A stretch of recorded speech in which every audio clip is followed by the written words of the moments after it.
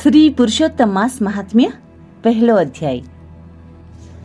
નૈમિષારણ્ય એટલે જ્યાં એક નિમિષ પણ પ્રભુના નામ સ્મરણ વગરની ન જાય તેવું અરણ્ય.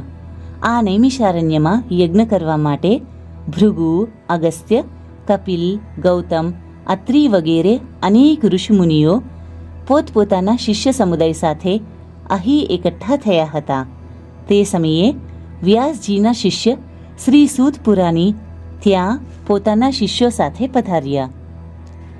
બધા મુનિઓએ ઊભા થઈ તેમનું સ્વાગત કર્યું, આસન આપ્યું અને તેમની સમક્ષ જગતનું કલ્યાણ થાય તેવી કથા સંભળાવવા વિનંતી કરી.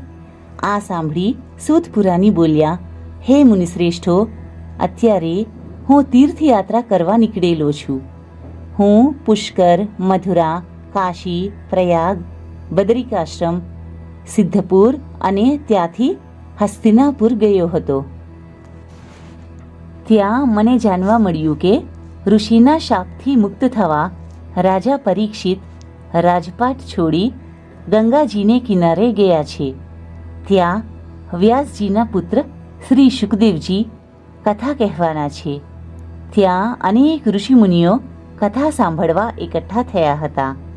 હું પણ ત્યાં કથા શ્રવણ કરવા જઈ પહોંચ્યો.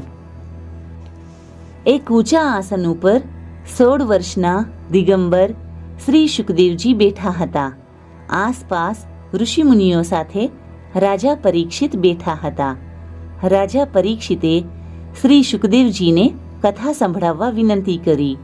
આથી શ્રી શુકદેવજીએ ભાગવત કથાનો આરંભ કર્યો. આ કથા 7 દિવસ સુધી ચાલી રહી. 7મે દિવસે પરીક્ષિત રાજાની જીવન મુક્તિ થઈ તે મેં પ્રત્યક્ષ જોયું છે.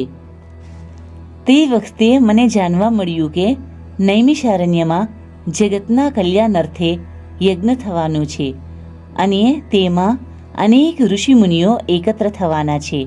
એટલે આપ સૌના દર્શન કરવાના હેતુથી હું અહીં આવેલો છું. ખરેખર હું આપ સૌના દર્શન કરીને ધન્ય થયો છું. શ્રી બૃહન નારદીય પુરાણના પુરુષોત્તમ મહાત્મ્યનો નૈમિષારણ્યમાં યજ્ઞ નામનો પહેલો અધ્યાય સંપૂર્ણ. જય શ્રી કૃષ્ણ.